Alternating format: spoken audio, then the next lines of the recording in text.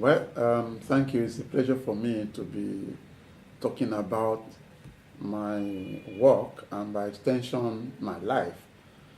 And I didn't start out to be a cinematographer in the first place. When I was very young, just barely leaving primary school, I'd discovered photography. And throughout my secondary school days, I'd invested a lot of my time and money just practicing photography. It was my number one hobby. And it was clear by the time I left secondary school that I could only be a photographer. So I didn't see the need in going to university. I just became an apprentice photographer in Lagos. Then I discovered the cinema. I saw the American films that came into Lagos, Central Cinema, Plaza Cinema, Roxy Cinema, and I saw great films like The Lawrence of Arabia. I saw Peter O'Toole, Alec Guinness. I knew Richard Burton, Elizabeth, Brigitte Bardot. All these people, came to me.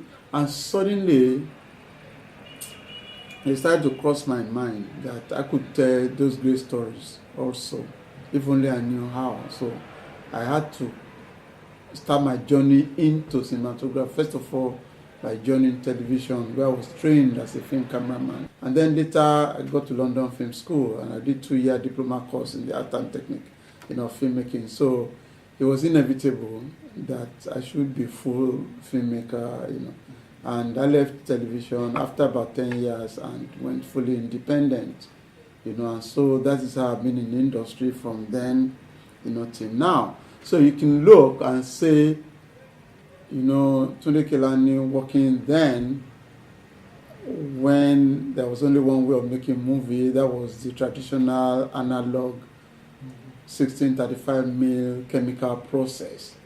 And then Tunde Kelani now working in a full digital era, having gone through all known formats of video from analog to digital video and then into an exciting world of media convergence. So you can say that I am a bridge between then and now.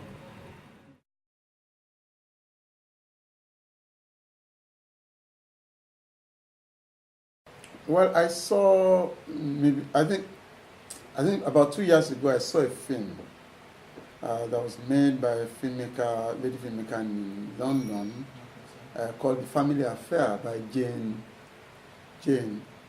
And the film was made specifically for the black minority in England about sickle cell, about awareness of sickle cell. From that point, I was looking for a local story that can address the same theme, which is prevention of sickle cell. And when I came across Dazzling Mirage by Yinka Ibokare, I knew this is the story. So I decided to focus attention on the problem of sickle cell in Nigeria because it is preventable. And I know from statistics that 150,000 sickle cell victims are added in Nigeria every year. And daily, 416 children will be born with sickle cell disease. And the prevention is very simple. There's no known cure. So in other words, the management is very expensive, unreliable, and so that leaves the option of prevention.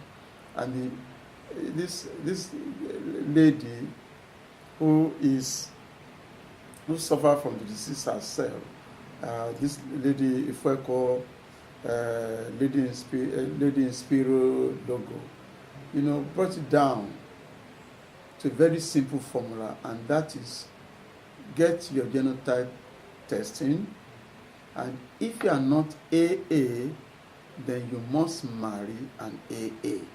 It's as simple as that, So the thing is, the film itself is an entertaining, it's a love story, but within it has this theme of sickle cell, and primarily it's about entertainment, but even then, it just happens to carry this theme, of sickle cell.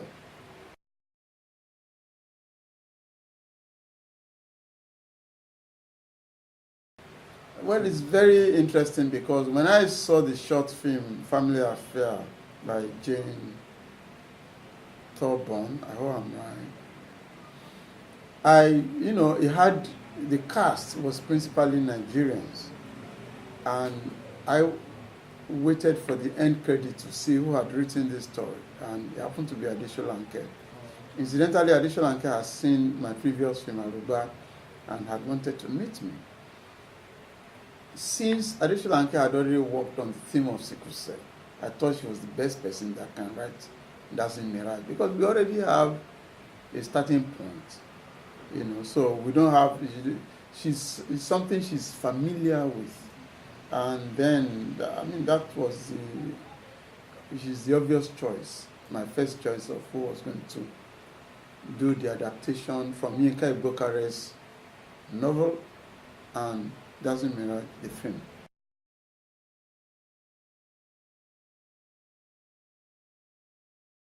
Well, we haven't started. The shooting is not until middle of June. Oh, But meanwhile, the final draft of the screenplay is ready. And we're in the process of breaking down that screenplay.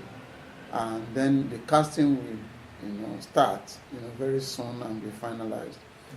But what I'm doing in Dazzling Mirage is a project I'm throwing open, because filmmakers, controlled the process of filmmaking.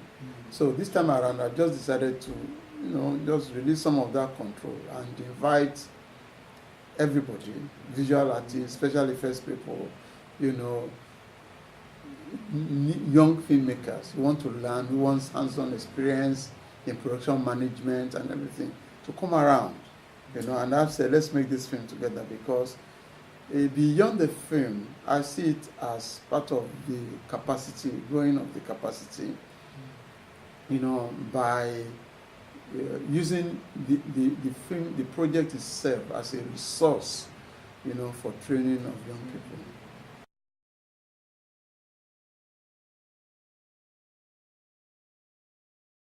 Well, I think the budget is going to be something like $150,000, which in America would be ridiculous low budget, but translated into Nigeria money, I think it would be something like 30 million naira, to do a good job because of the various challenges in the story.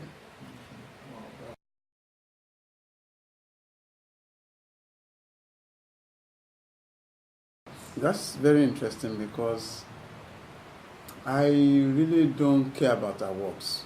I can't remember which one was. But again, awards keeps me on my toes. Because suddenly when you win an award, and then you realize the expectation of anything you do. And I've been fortunate and lucky because if you talk about cinematography, it's because I started from when I was very young in photography. And when I went into motion picture photography, which is cinematography, it sort of opened my eyes to certain realities because I had always wondered why I followed the Osogbo artists and followed the writers and all of them. But it was in London Film School that I saw the secret of cinematography. And the secret of cinematography is the ability to open your eyes and see. For instance, I have a consultant who told me, okay, we know your interest now, but do you really want to be a great cinematographer? Then my suggestion to you is go into the National Art Gallery and watch a painting a day. You see, it's very interesting. You now realize that, yes, you now see the connection that you and the artists are drawing from the same source. What you're doing is the manipulation of light, color, the spectral distribution of light and the manipulation of light and shadow, and we are exploiting a tonal range, something that God has perfected. God has done it. And that's what all those masters, the artists, have drawn on. So you only need to look at their work and suddenly you begin to see. And then you have to now think about my own environment. think about an environment that there's not going to be electricity, and so on. You are not going to have access to the money and the resources of Hollywood, for instance, or any of those places. So you begin to look at achieving the same with less. You are beginning to look at how you can appropriate, how you can, so basically this is really exciting for me. And that's interesting because when they nominate Mami for cinematography, and they nominate all those $500,000, $1 million film as cinematography in that same category, it amuses me a lot. Because if they saw the combination or the 5K generator we put together to make Mami, they would just laugh and say they are crazy. These people are out of their mind. There's no way you can achieve anything with this resource that we have. But that's part of the challenges of making film in Nigeria. And that's, I think, what makes Nollywood successful. And I think that Nollywood is growing. It's very young. And there's a lot that can be done. So awards, okay, I take them, I thank, the organizers give me the award, and I toss it somewhere, and I'm resolved, to do everything I can to continue learning to become a better filmmaker. Okay, so TK, we are very grateful for this opportunity.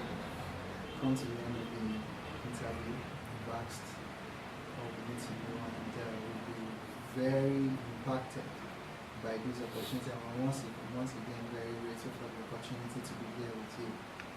And God bless you. Thank you. It's also my pleasure. And as a final word, I just to say, from now on, the project doesn't mean right. Let's all come together and make this film. Thank you very much.